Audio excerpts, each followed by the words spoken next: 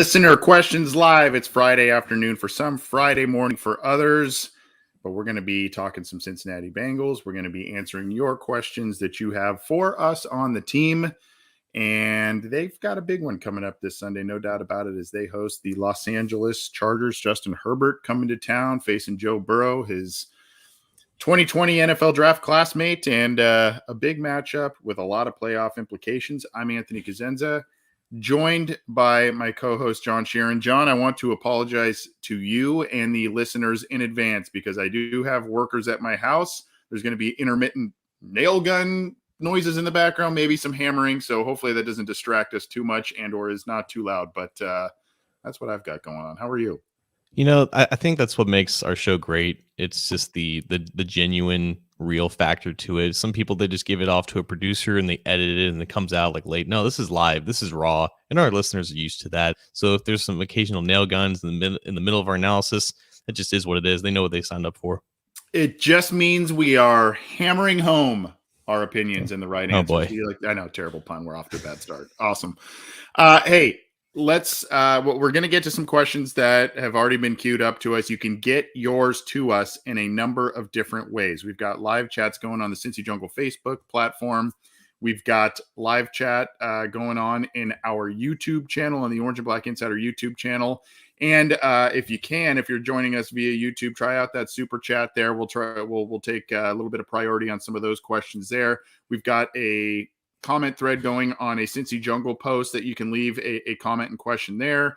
On Twitter at Bengals OBI, email the obinsider@gmail.com, and of course, call or text 949-542-6241. No excuses. Get your questions in. And of course, as we like to remind everybody, you can get this show on iTunes, Stitcher, Spotify, Google Podcasts, iHeartRadio, all of the different audio platforms, the major ones. We are there as part of the Cincy Jungle podcast channel. Subscribe to that. Leave a review if you could. And you can listen to our shows. Orange is the New Black from Ace and Zim, who, by the way, they just interviewed Gary Owen. Pretty cool interview there. It was very entertaining as expected.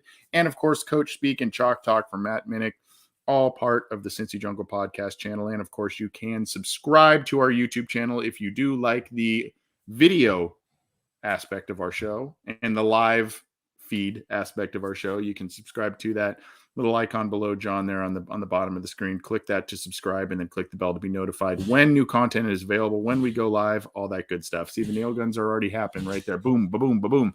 All right, let's get started. We've got one from a text message, John. I feel like we kind of touched on this maybe a little bit last week. From the text from the 407 area code, aside from Burrow's continued development, the best thing about the Bengals this year is the play calling. Has that changed, or what has changed to improve the play calling? Personnel, probably. I think last year, even the last 2 years, it's probably been more of a factor than I think we'd like to admit or give credit. Because the first 2 years of Zach Taylor, it was, this guy is this offensive genius he's supposed to be, and he's not doing jack squat. He's never commanded like an elite offense at any level in college or the pros. Like, this guy's way in over his head. Then people stay healthy. He's got his quarterback in there behind a decent offensive line and explosive receivers. And what do you know? He might know what he's doing here. I think, honestly, that's been the main thing. I don't think the philosophies or the schemes have ever been that big of an issue. I think for the most part, it's been working around the personnel deficiencies that they've had. And now that seems to not be an issue, you're seeing the fruits of their labor kind of develop in front of your eyes. And I think it's always kind of been this way. It's just been harder to visualize because they've had terrible offensive lines, or they've had receivers who couldn't separate, or they've had quarterbacks or a quarterback who didn't want to look past his first read and give up on the play. I think because everything is now in place, you're kind of seeing the offensive mind of Zach Taylor kind of come into development. Aside from personnel, I definitely agree with you there. I think there's just a little bit of development of the players that they have had on this team over the past couple of years, and they're fitting in a little bit better into the system and what they're a little bit more familiar of what's asked of them. But Also, I mean, there's a myriad of effects. The Frank Pollock edition and the emphasis on revamping the run game, I think that is a big difference. And we talked the part that we talked about on Wednesday, John, was how the Bengals have transitioned and adapted their style of play since the bye week. They seem to have taken to heart what teams were doing to them over those two straight losses. And of course, they were maybe a little fatigued. I mean, a couple of, long games, overtime games, et cetera, and, just midway point of a long season, and they maybe need a little rest. But I think also they kind of said, how can we do things that put us not only in better position to win games, but also put us in better position to take a little bit better care of our players. And what I mean by that, this is something that I don't think a lot of people are talking about, but this approach on offense where you're trying to sustain more drives, utilize the run a little bit, take a little more time off the clock, that keeps your defense a bit more fresh. Those are the things that when you sustain drives, you're not just pass, 3 and out, and then you're putting the ball away and your defense is going right back out there. You're sustaining drives. You're able to keep your defense fresh. And therefore, there may be an element wherein they are a little bit more effective because they're not as fatigued in the game. And it's just easier to do when you have the guys to do it, honestly. Like you can preach philosophy and scheme all we want, but at the end of the day, talent matters. And I think that is just it can't go unsaid, I guess. Like, just look at Bill Belichick, honestly. Like, years of Tom Brady, years of that scheme in perfect harmony and whatnot. The year that Brady leaves and they have Cam Newton, they try to work things out and they try to build around him, and it's just not really working. Then they get another quarterback in there, Mac Jones, who runs the system to perfection, and boom, the Patriots are at the top of the AFC again. I don't think it's a coincidence that talent and personnel is the most important factor in all of this, and allows you to kind of fulfill some of these things. For sure. Where are we going next? There was a question from Mr. Whisper in the YouTube chat. He just wants to talk about the defense.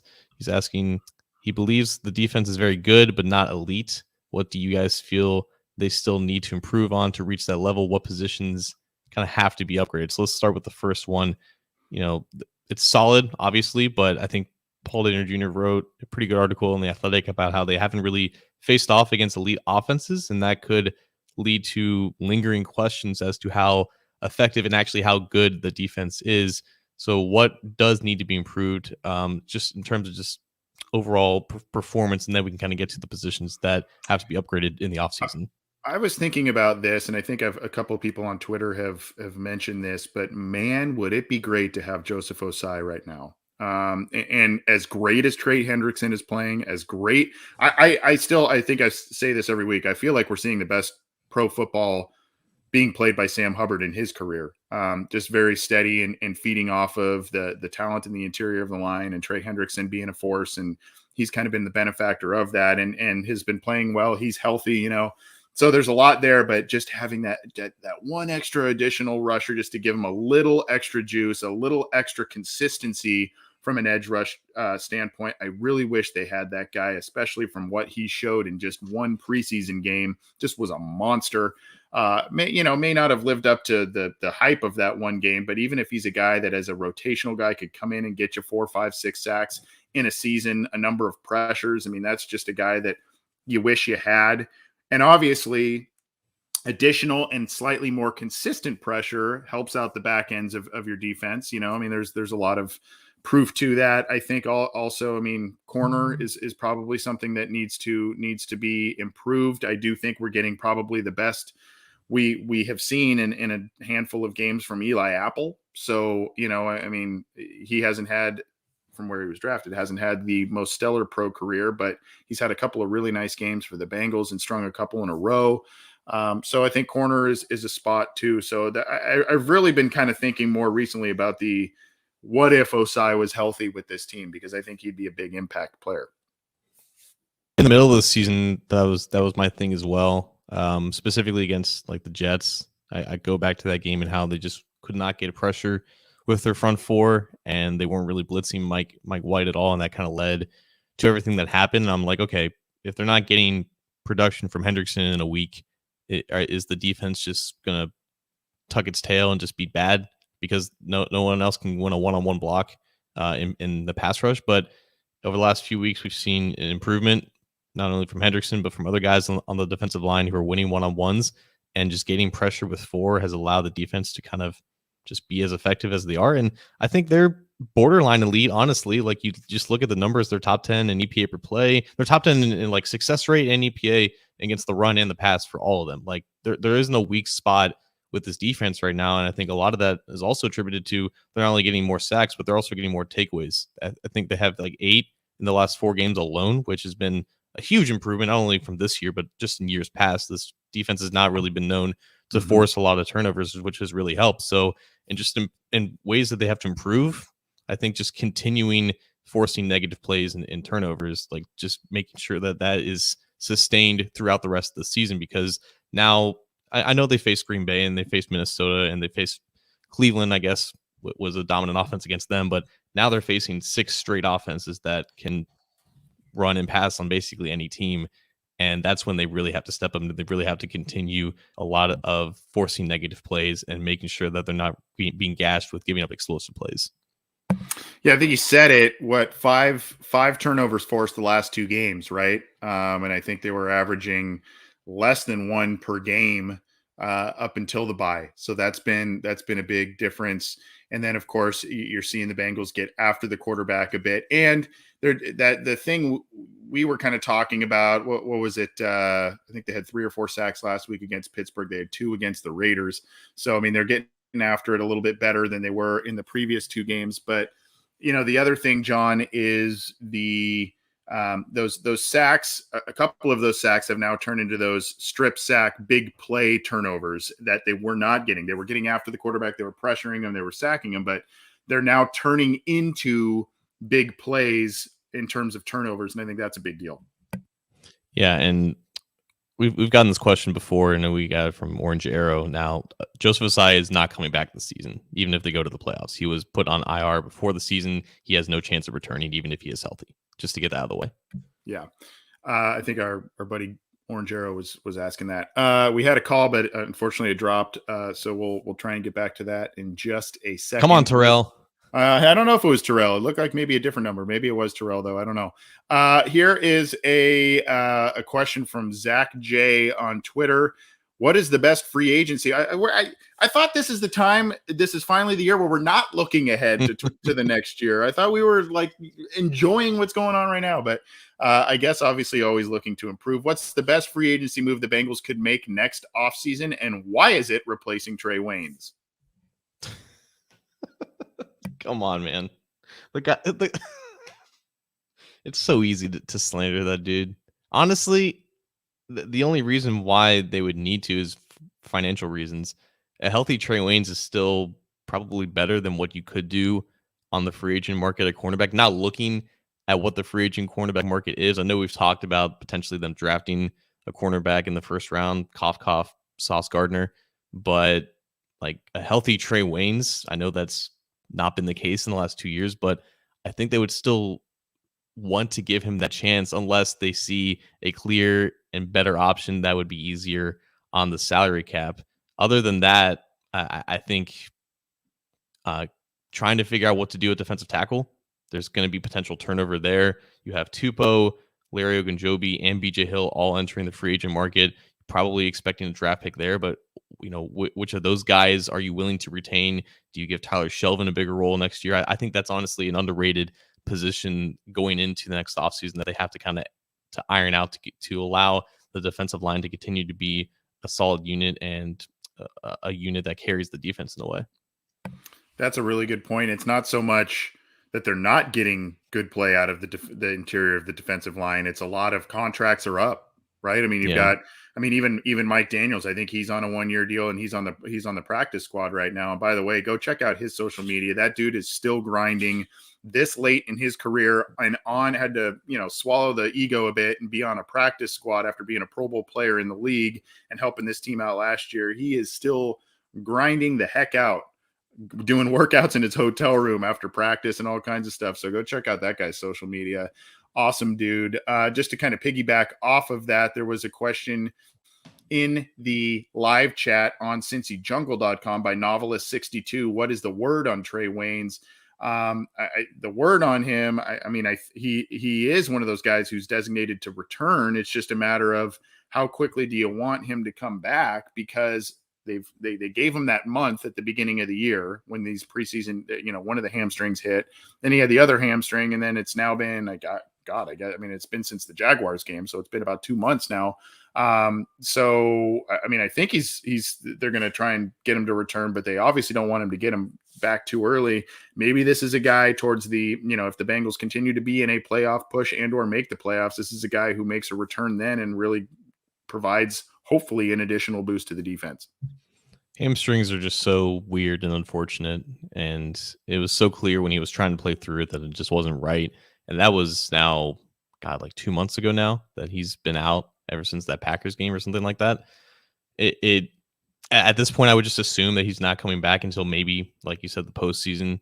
But yeah, I would just assume that he's probably out for the year, just because I don't know. I still have the perception that hamstring injuries aren't that big of a deal, but when they're bad, it just seems like they're ailments and injuries that can really just incapacitate a dude for months. Yeah, and the problem is right when you think they're better, you go back out there and you push it, and then they get you just tweak it again. Big hammer there. Hey John, where do you want to go next? We should. Oh, we got a $5 donation from Mr. Whisper, who is asking a good old fashioned trade, franchise, and cut question between Chidobe Awuzie, Tee Higgins, who's not a free agent next year, and BJ Hill. What are we doing here? Awuzie is under contract for 2 more years after this. Tee Higgins is under contract for 2 more years after this. BJ Hill's a free agent. Maybe. I don't want to cut any of these dudes, right? I know. So, Mr. Whisper, if you want to re-ask the question, maybe with some different names of impending free agents, maybe that would help us. I definitely don't think you cut Higgins. I definitely don't think you cut Awuzie. I think you want to re-sign BJ Hill. I guess maybe the deal with Awuzie and Higgins, if I'm just going to interpret this, maybe do you trade one of those guys for one of these pieces that we're talking about on defense? Either, maybe another edge rusher, an elite corner or something like that. Maybe an offensive lineman. Maybe, there's some trade bait there. I think the way Awuzie is playing, I think that's, a very, otherwise he would be an outstanding corner 2. He's playing as a pretty dang good corner 1 this year. Higgins is, he's had some ups and downs this year, but really lit up the Steelers this last week, and I think he's starting to get feel the groove back here. So, I think he's just a huge part of their offense and what they want to do. So, especially now that teams are focusing on Chase, John. I just think that Higgins now.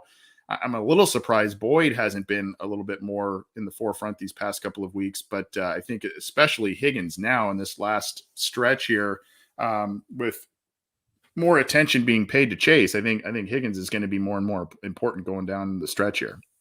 And I think Higgins in that respect has the most value. So if we're going to respect this hypothetical, as Mr. Whisper has explained, I think trading Higgins would net you the biggest return on investment. Cutting BJ Hill because he's probably the least valuable, and franchising Chidobe Awuzie just because he's a cornerback and you want to keep him. I think that's probably the order of that I would choose. Okay. Let's see here. Text. We did the 407. Text from do you guys see Carman replacing Spain at left guard next year? Where will Deontay Smith play? So good question there from 513. This is interesting, I think, because we've all kind of bought into the notion that Quinton Spain is valuable to the offensive line, not only with that position group, but with the locker room too. I think he galvanizes guys. I think he's brought that group together. He's a clear favorite in that locker room. He's still playing at a high level. I think he's a clear favorite to be returned or to be resigned in the offseason for, at the bare minimum, another 1 or 2 year deal, which takes care of one of those guard spots. Now you have a situation where Hakeem Adeniji is finding himself at right guard. You have Deontay Smith and Jackson Carman both were being developed as guards in the offseason. Are they potentially being looked at as now backups, or is one of them or both of them going to compete for right tackle? Honestly, I think it would make sense that with Quinn Spain being on the other side of 30, like there is a universe where they move on from him. But I think we've kind of seen, people kind of favor Quinn Spain this season, just his personality and everything that we hear about him in the locker room. I don't think he's going anywhere. So I don't think that left guard spot is really up for Jackson Carman to take. It would have to be right guard. And honestly, if it's a 3-man competition between Adeniji, Carman, and Smith for right guard, you'd have to think that Adeniji has the upper hand just because of how well he's playing. He has the experience factor on both of those guys. He has the health factor on both those guys now. I think, honestly, you're looking at Carman and Smith potentially just competing for right tackle or being backups next year. I don't know if it's a hot take or whatever, but I mean, there is a very decent possibility that Deontay Smith, drafted two rounds later than Jackson Carman, ends up having a bigger impact for this team than Jackson Carman. Unfortunately, I think when we looked at the measurables of Deontay Smith in terms of the arm length and the athleticism and all the upside, all that kind of stuff, I mean,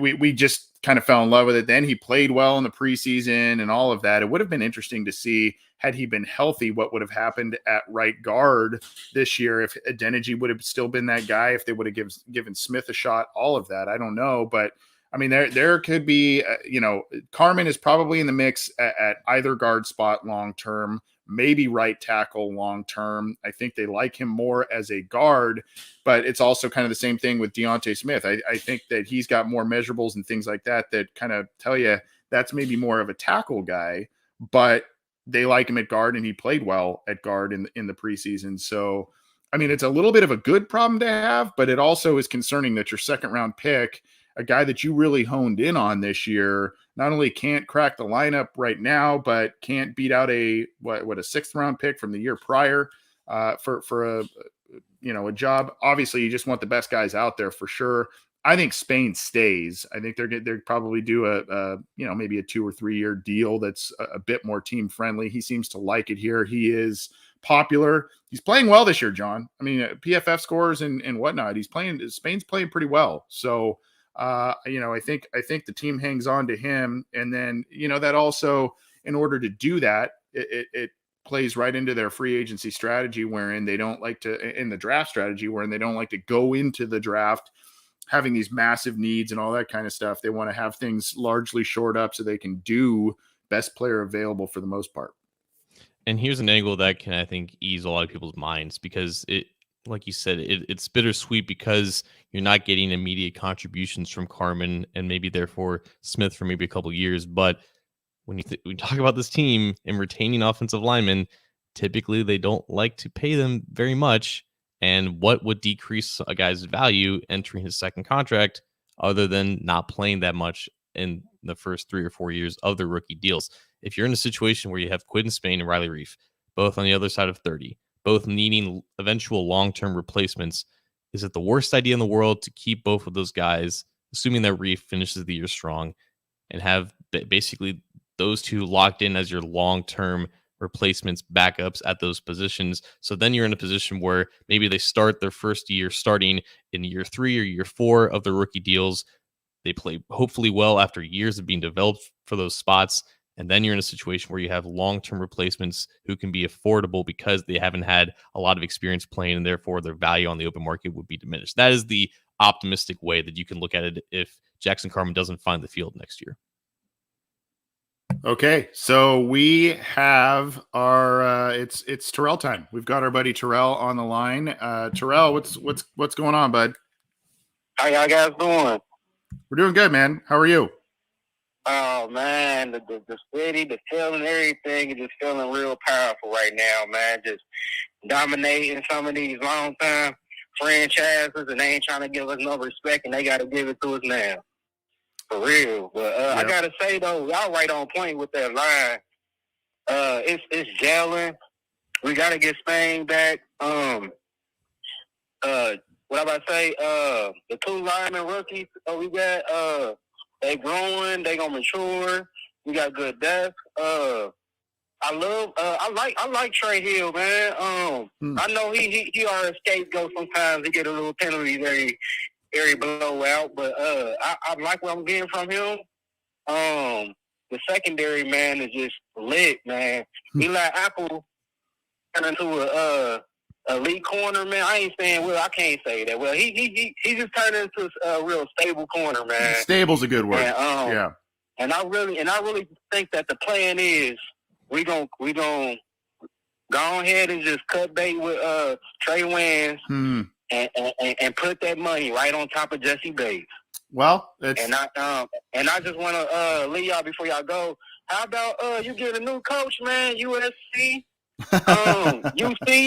UC, man. We doing our thing. We about to make history.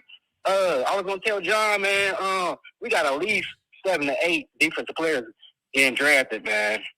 And I think Desmond Ridder, a second-round pick. Jerome Ford, maybe first, second-round pick. I'm not playing. But I did want to get your you don't have to be right now. I did want to get your tell on that receiver from USC, that London Drake. I don't know how he's going, or maybe he might slip down. Maybe we might grab him in third, but I don't think he's going to go that far down. Probably not that. Yeah, man, I just want to say, man, just glad to always hear from y'all. Glad to talk to y'all. We about to do it. It might. We thought it wasn't gonna be this year, but maybe. But we about to do it, y'all. We for more years to come. Fun year. God bless y'all. All right, you're the man, Terrell. Good to hear from you as always. But we'll talk about some of those items off there. Take care, and hopefully the Bengals get a win for you this weekend. And I'm gonna go to the game too, though. I might do a little security or something. So nice, to the game too. Nice, awesome. Well, have fun. If you are working, make a little money, I guess, too. But have some fun. Hopefully they win for you. Take care, bud. Oh yeah, take care. Bye. All right. So, look, as far as some of the stuff with the draft and college teams, it's been a fun year for Cincinnati football. And I've always kind of had I don't have a personal connection to UC, just because I didn't go there. I wasn't born and raised in Cincinnati, but this last year when I went to the Bengals game, I went to the UC game on Saturday before that. Hell of a fun time. Just awesome atmosphere. And, I catch myself kind of going, yeah, all right. Cause I hear about a lot of these guys, and now I catch myself watching a little more UC football, especially since they've been kind of rising to prominence over the past few years. So yeah, I mean, I know Sauce and, a lot of others are on the Bengals radar. The wide receiver he mentioned for USC is a stud, but he broke his ankle. Drake London, big dude, 6'5", and just runs really well. Kind of in that Michael Pittman mode a bit. And unfortunately, that ankle injury, he probably would have been a top half of the first round type of player this next year's draft. He still, even missing a handful of games, he's going to be in the race for the Biletnikoff Award. So, a guy who's really talented, just unfortunately that injury is going to cost him there. I don't think the Bengals have a need at wide receiver. I highly doubt they will go after a guy like that just based on going after Chase, John. But London is a guy to keep an eye on for sure. In Terrell's spiels, he doesn't. It's hard for him to stop sometimes. He just kind of keeps going, and that time. He's excited, man. He's excited. No, it's great because then you'll get sound bites of calling Eli Apple elite, but you cannot spell elite without Eli. Yeah, there you go. I like it. But he did backpedal on that one a little bit. He said, okay, maybe stable. And I said, I think stable's a bit better. He caught himself. I didn't want him to catch himself. I wanted him to keep escalating, Yeah. But fun year for Cincinnati football for sure. And the good news for the Bearcats is that they are keeping their head coach in place. They lost their coordinator there to Notre Dame, but at least that defensive coordinator is not adopting a fake accent like another former Bearcat coach that went somewhere else. And I don't know. Howdy, y'all. Welcome to the Bayou. Can you imagine if I got on the show and did that? We did a live show in Louisiana. We tried to adopt freaking Louisiana accents. Get out of here, Brian Kelly. Get real. Man, that guy. Good Lord. All right. Well, where are we going next? So we got to talk about this game. We had a couple of questions about the upcoming game, specifically pertaining to the news of, I believe, both Riley Reef and Trey Mhm. Hopkins being game time decisions. I don't think that they practiced on Friday. I could be wrong. I didn't double check that, but there's talks about them potentially missing this game, combined with the fact that I think someone asked about the expectations of Joe Mixon kind of carrying the offense on Sunday with the potential absences of both the right tackle and center. What do you think about potentially them missing that game, and does that impact what they try to do in this game, specifically also with the fact that it's potentially going to be bad weather and they may just have to be forced to run the ball a lot because they aren't going to get a lot of opportunities to pass it without two of their best offensive linemen, or just two of the most experienced offensive linemen? What are we thinking here? Well, I think a lot of us going into this game, Joe Mixon's going to run all over this team. The Chargers have the last ranked run defense. Joe Mixon's run for close to 300 yards the past 2 weeks and 4 touchdowns.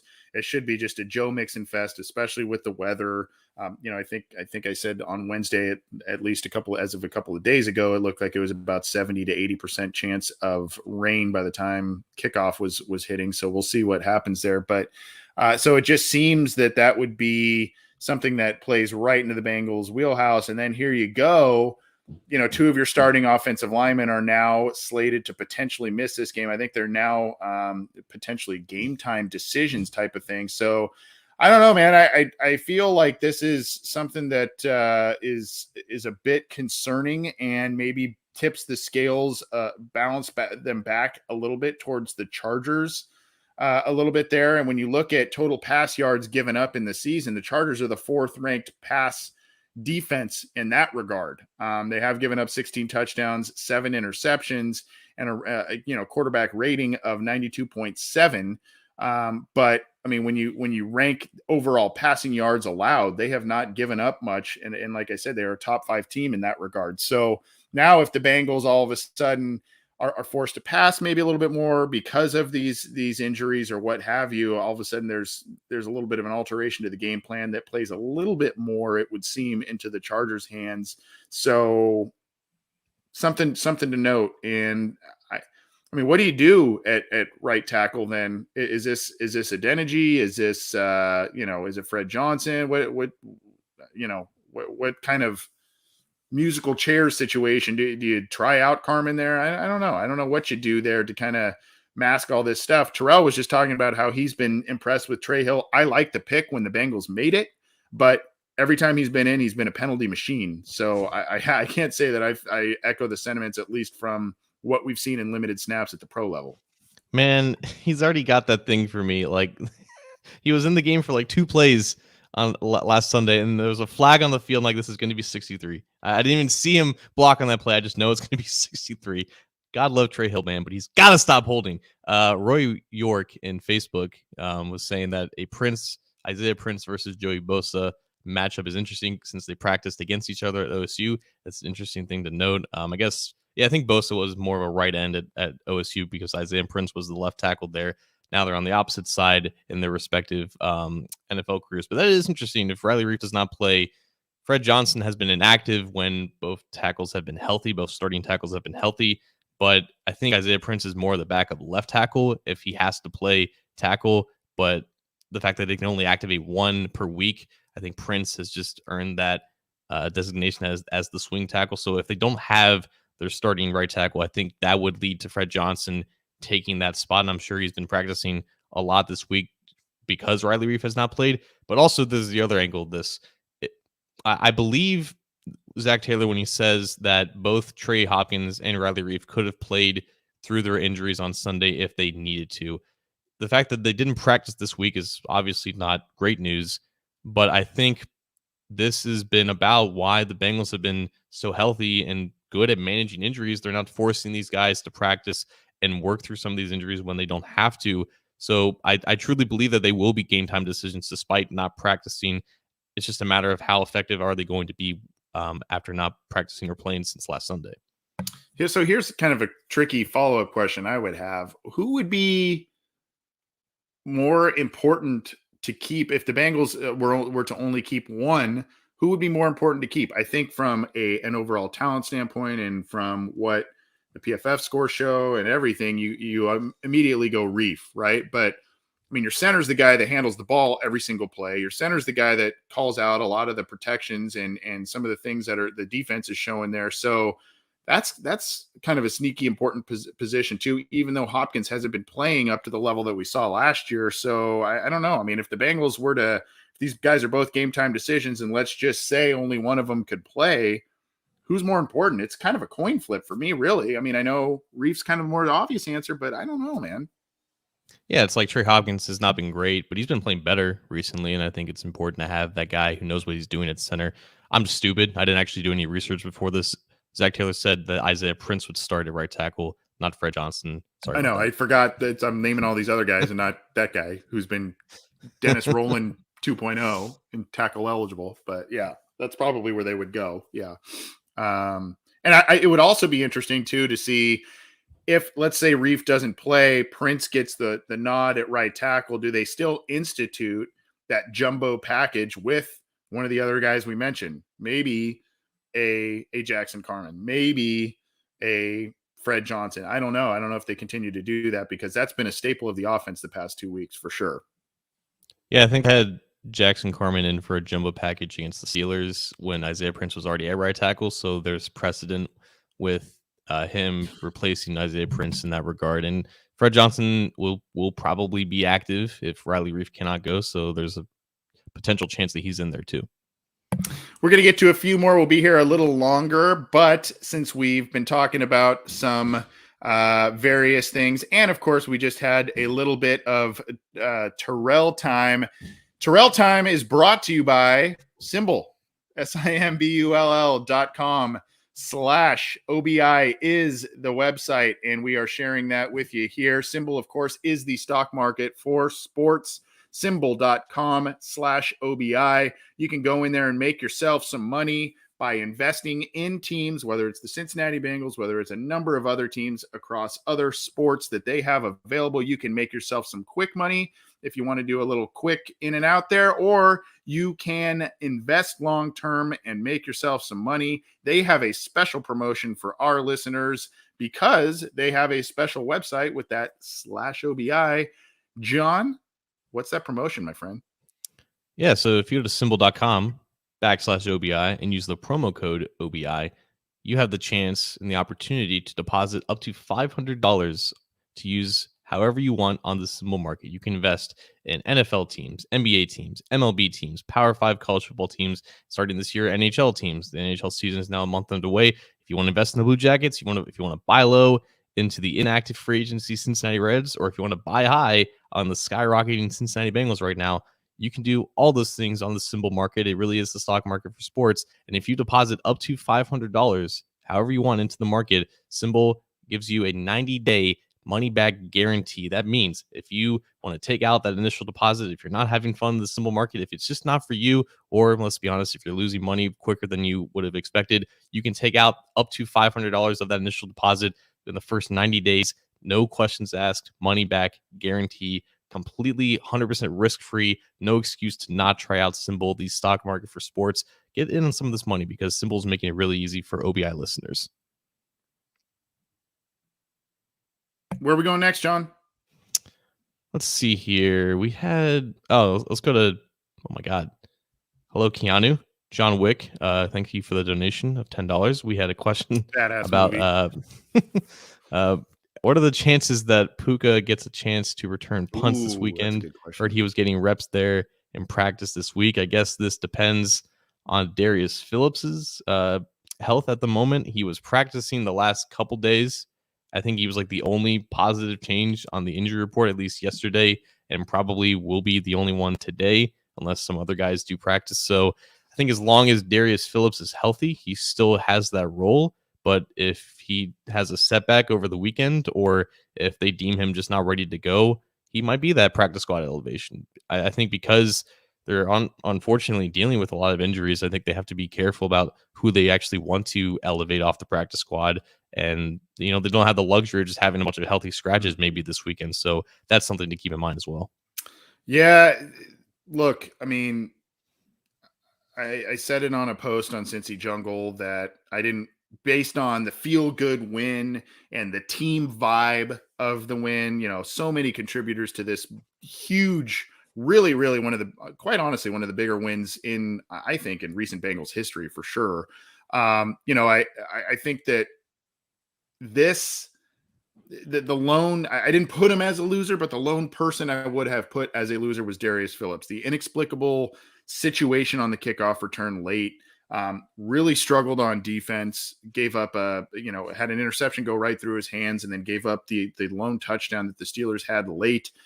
Did have one punt return for 17 yards, which was pretty nice, but there was some excellent blocking in that punt return as well. So look, the injury situation, I think Puka Williams is a really intriguing option here. They also had, I think, Tyler Boyd back there returning kicks. He's always been back there as one of the third or fourth guy in training camp or whatever doing that. But so I don't know, just based on the importance of Tyler Boyd to the offense, I don't know that they would have him return punts. But then again, you go, okay, well, he's not getting the targets on offense, so do you want to get the ball in his hands? I think Puka Williams is a very intriguing option. I don't know.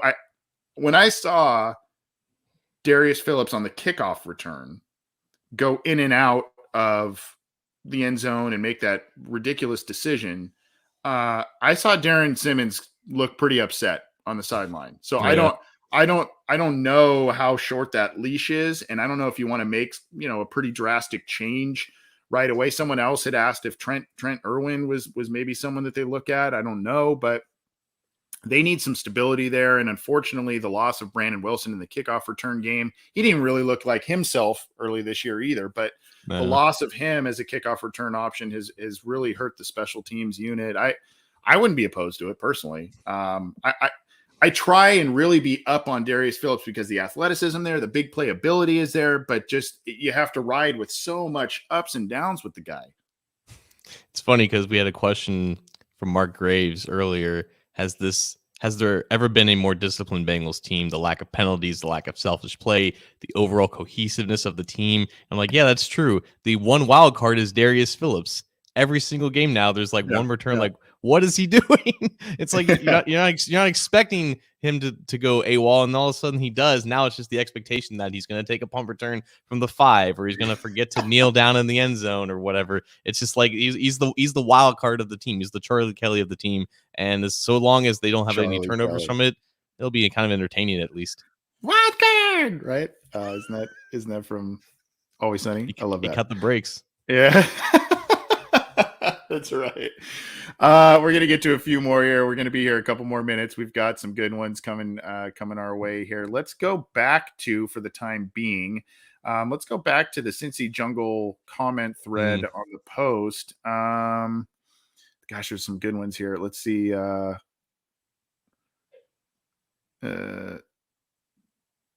Okay.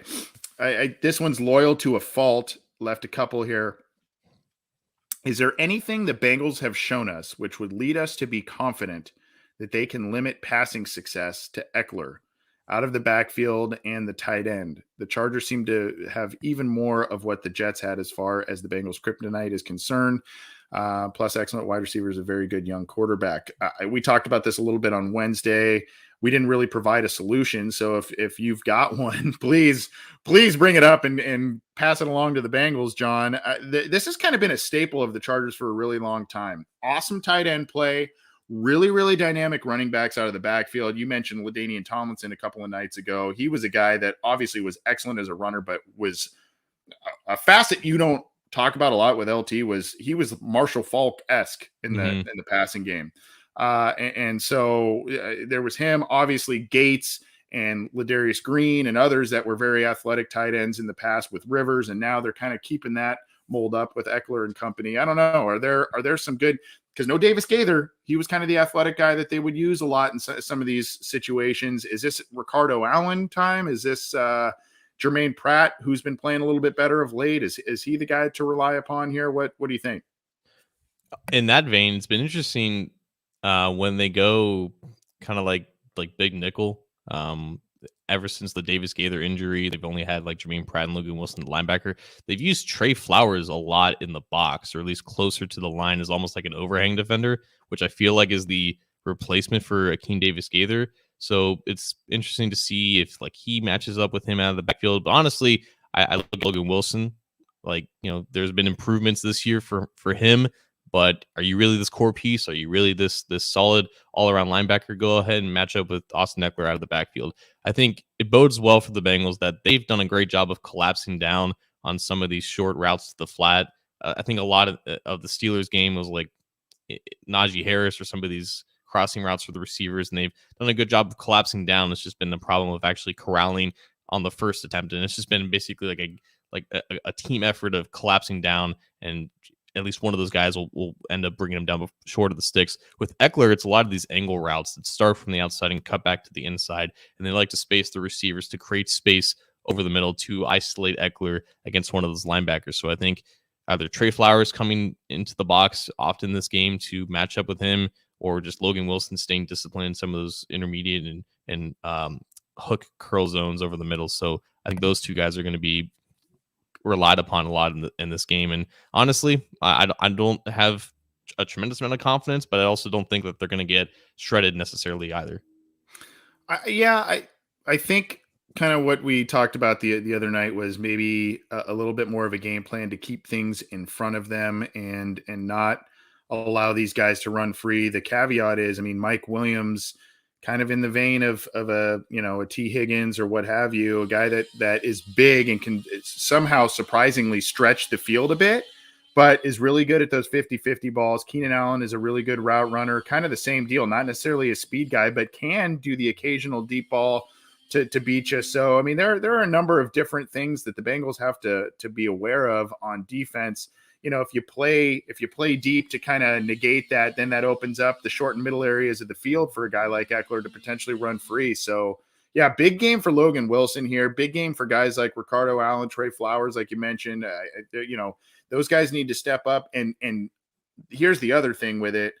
The tackling that has been improved over the past couple of weeks, not really up to the level that we saw early in the season, but definitely better than it was in the 2-game losing streak. That is paramount this week in terms of these short plays.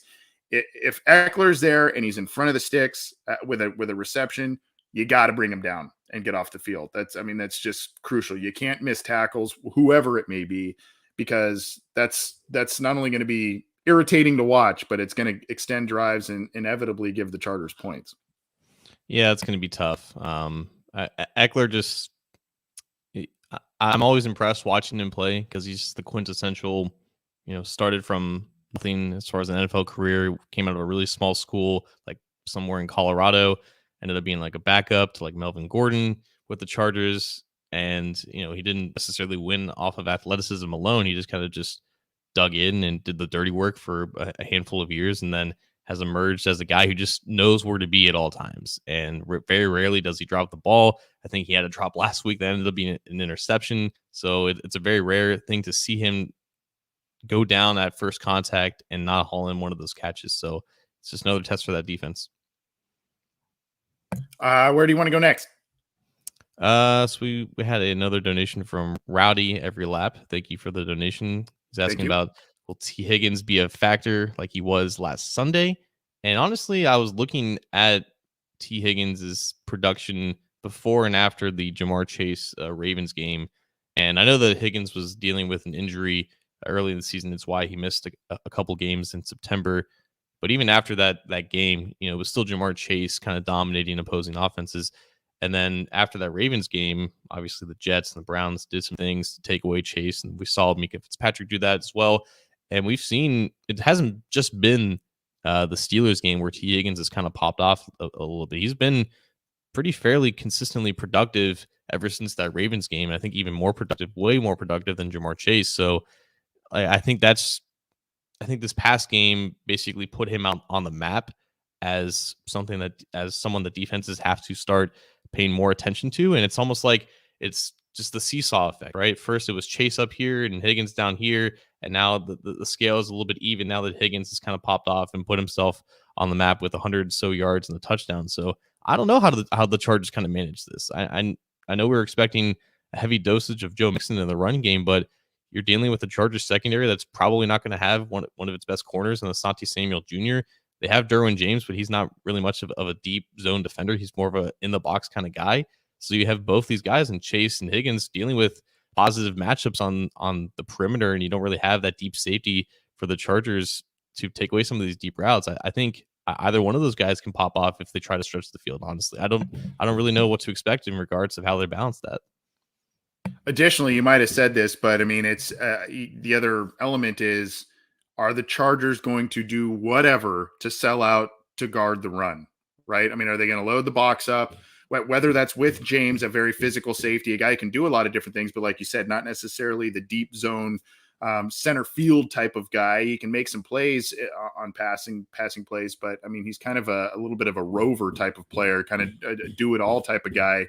Not so much the center field type though, but I mean, do they sell out against the run? Do they stack the box and make sure that Joe Mixon does not beat them and they play better against the run because they've been atrocious against it all season? And if so, what does that do? That opens things up for the wide receivers, right?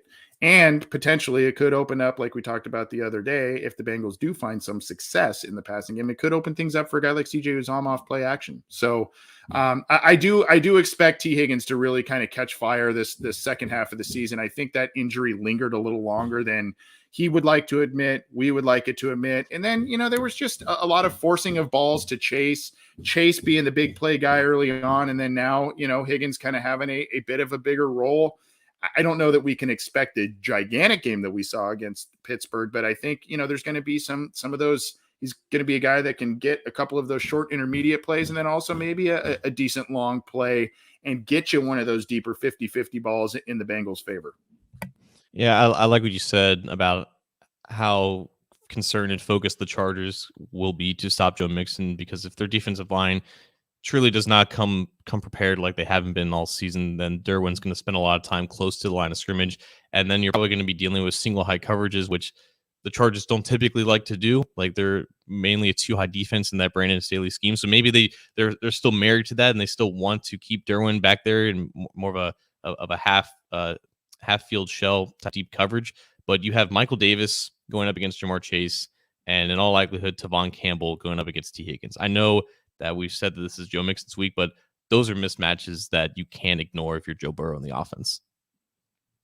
Right, and it seems like it's also going to be, I think Asante Samuel Jr. is probably going to be out for this game. He's doing the concussion protocol, and I don't think he's been practicing this week. Have to double check the Friday report, but I don't think he's been practicing this week from what I've seen. And that's, if he doesn't play, obviously that bodes well for the wide receiver group as well to make some plays here. So we'll see. Where do you want to go next and close up?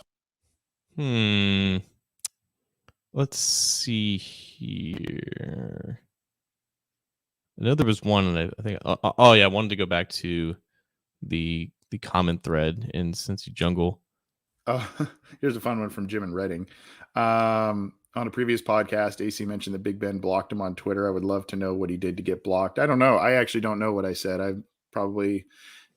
don't ever try and do personal attacks necessarily, and we know that there is an easy target for Big Ben in that regard. I don't think I ever did that, if I remember correctly. I think I was maybe a little critical of how the Steelers play football sometimes in terms of some of the after the whistle stuff and stuff that they get away with. And I think if you remember, Big Ben for a while was just on a blocking spree from basically anybody who was a Bengals associate, a fan, writer, any of that stuff. He was just blocking a bunch of people. So I don't remember that, but that was a one question there on the comment thread from Jim and Redding. Did you find what you were looking for, John? Yeah, I was lying. I actually didn't find anything. I was trying to buy time and look for one. You did not. Okay. Here's an interesting one from Hude Ritchie, also in the comment thread on Cincy Jungle. Asking about Osai comes back. We addressed that. Xavier Su'a-Filo, though, is that someone who could be a guy that comes back in some capacity?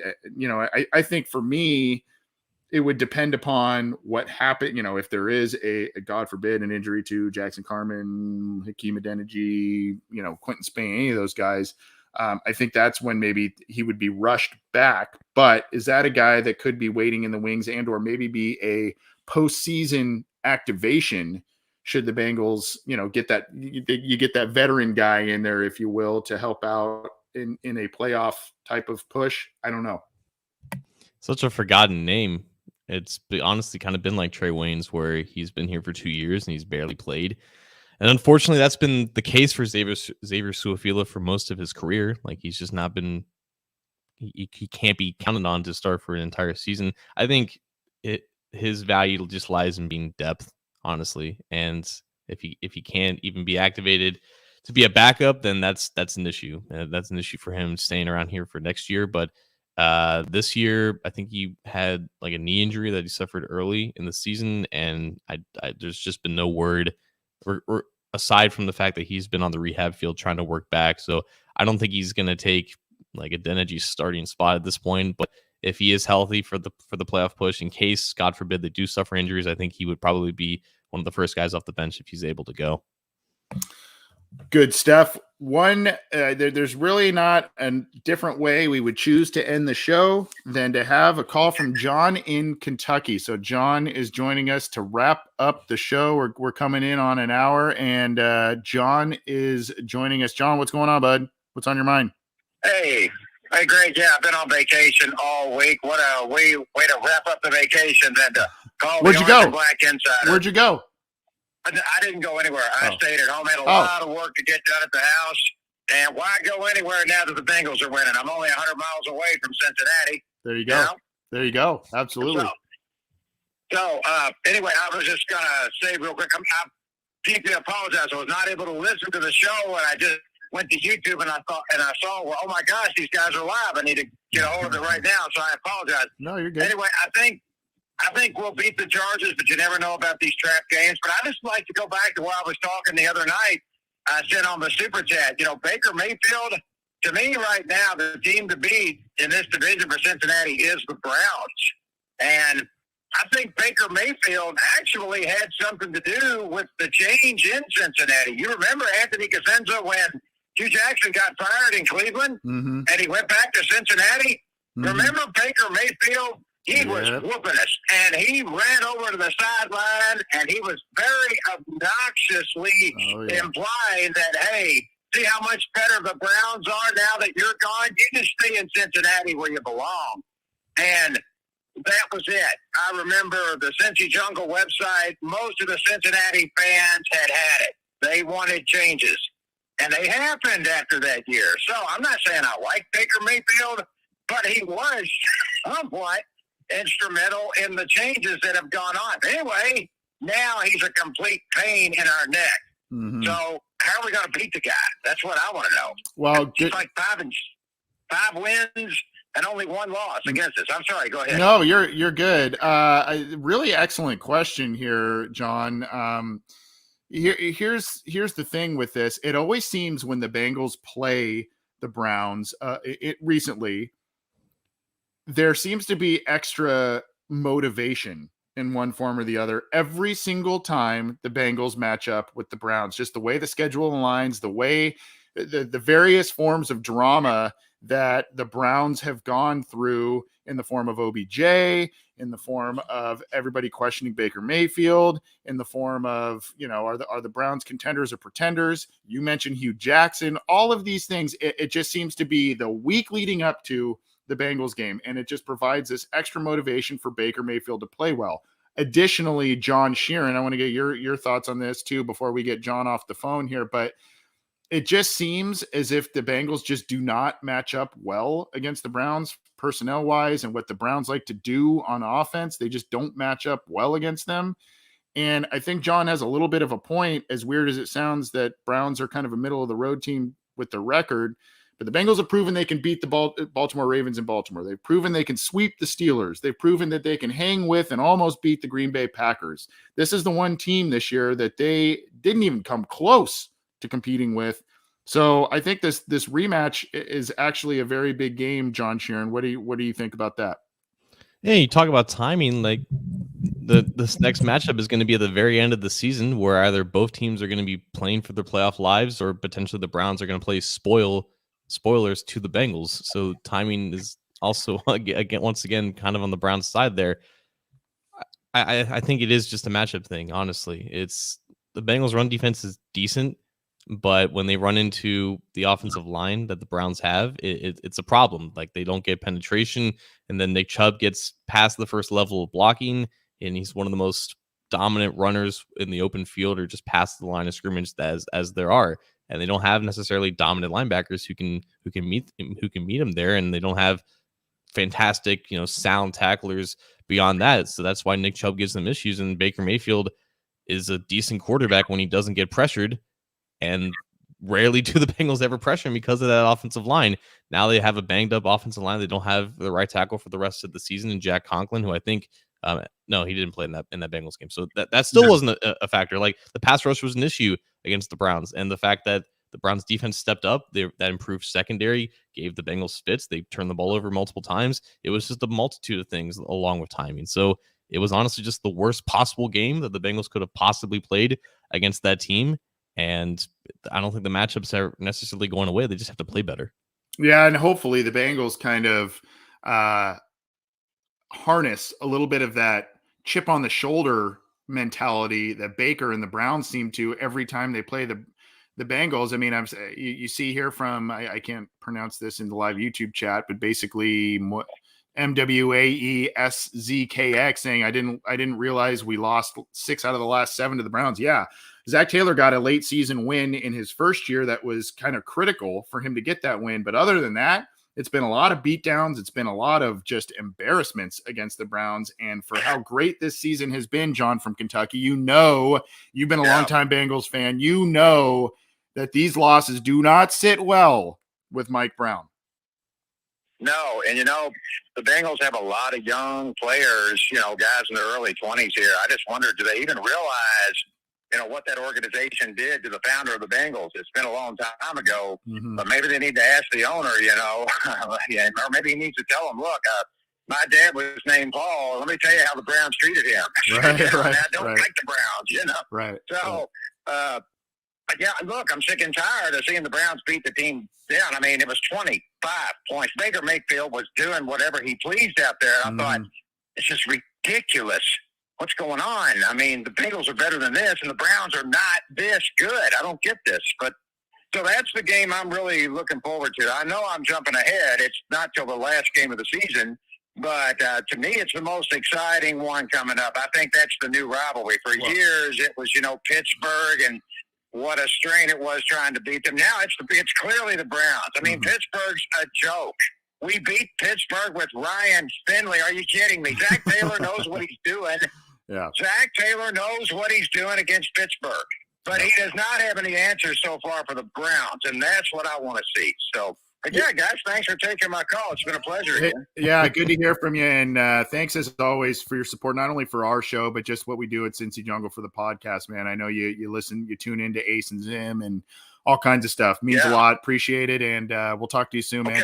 Glad you had a good staycation there. Take it easy. Okay, do day. All right.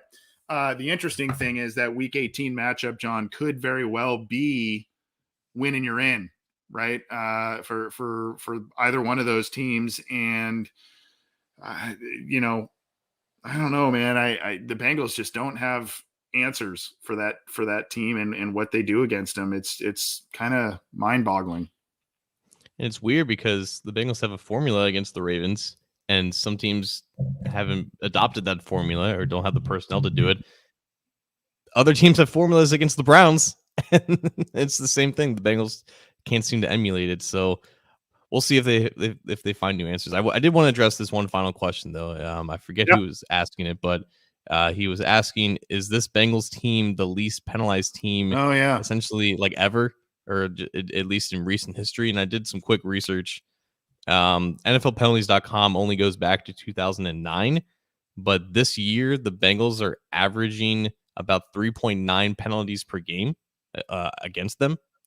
And over the past 11 years, only 3 teams have had a lower average than that. It's last year's Patriots, who were at 3.8. And then surprisingly, it's the same team for these final 2, and it's not the team that you would expect. The Atlanta Falcons of the 2010 and 2012 seasons had average penalties of about in the low 3 average per game. So on this pace, the Bengals are having a top 5 least penalized season in the last decade or so. So it is on some type of historical rate. I'm trying to find the question to pin it there, but yeah, good stuff, John. I'm glad you were able to look that up and find out what that is. It's been, it's been a great season overall, but it's been a great season from that regard in terms of the lack of just frustrating penalties, drive killing penalties. And I think we talked about it a few weeks ago about how the offensive line not having these critical holding penalties, not having these critical false start penalties that put you in a 2nd and 15, a 2nd and 12, a first and 20 right off the bat, right? There's just much fewer of those, and and when they do occur, they don't occur at the critical times. So that's a big part of it. And then of course, cleaner defensive play. Knock on wood, there hasn't been the taunting crap or any of that stuff that's gone against them this year. So very clean, and that's something to really quietly applaud Zach Taylor about for sure. Yeah, and people have talked about, this. They want the defense to play with an edge and to play nasty, but like they're making hard hits, but they're making clean hard hits, and that's how it should be. That's how football honestly should be. And they celebrate, but they don't do it in other people's faces. So, like, not to be lame or anything, or be a nerd or whatever, but like they're celebrating smart. It sucks that we have to come to this point, but like I think they're doing a good job of just keeping between these BS lines that they have to be in. The hit against Chase Claypool last week from Jesse Bates, where he was bobbling the ball across the middle, that was teed up for him to be able, to potentially spear or helmet to helmet or do something that would warrant a penalty.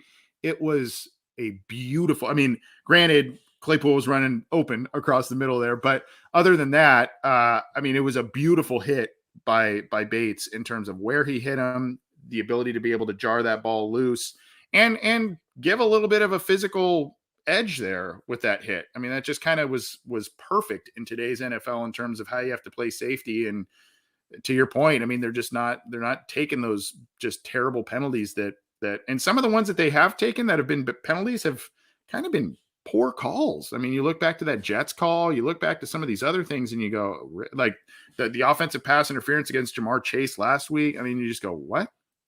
So I don't know, clean play. Yeah, and it got the desired result. It knocked the ball free. It was a hard hit, but it didn't get penalized. See, like you don't have to leave with your head anymore. It's just not necessary.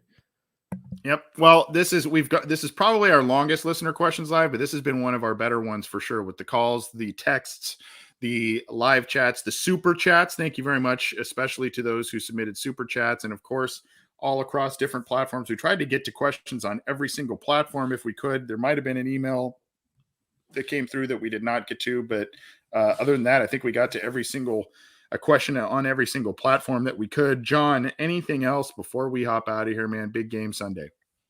I ran a poll on Twitter, and it was basically like gauging people's confidence about if the Bengals can win 3 of these last 6 games, because if they win 3, I think 538, their season simulator has them at about an 80% chance of making the playoffs, and about 59 or so percent of people were in the 50 to 75% confidence range, like probably yes, and the other like 30 something percent was like 76 to 100% confident. So basically, like well over 90% of Bengals fans seem to be confident that they can be 3-3 to finish out the season, which doesn't sound like much, but we're talking about the first playoff appearance in 6 years, the first playoff appearance in the Zach Taylor era, a year after we thought that this may not even be Zach Taylor's team anymore. And I know this is a big game, and the team can't afford to look ahead, but we can, because we're not in the locker room. We're not preparing for these things. I think we just have to accept that we're now in a situation where the Bengals are in the playoff hunt, and they're likely to make the playoffs, even by the most reasonable fan standards. And it starts with this game, but like this is where we are. And I think it's like the transition was like official to me this week. Like it's not only possible, but it's very likely that they get into the playoffs and then potentially do something, because this team seems different.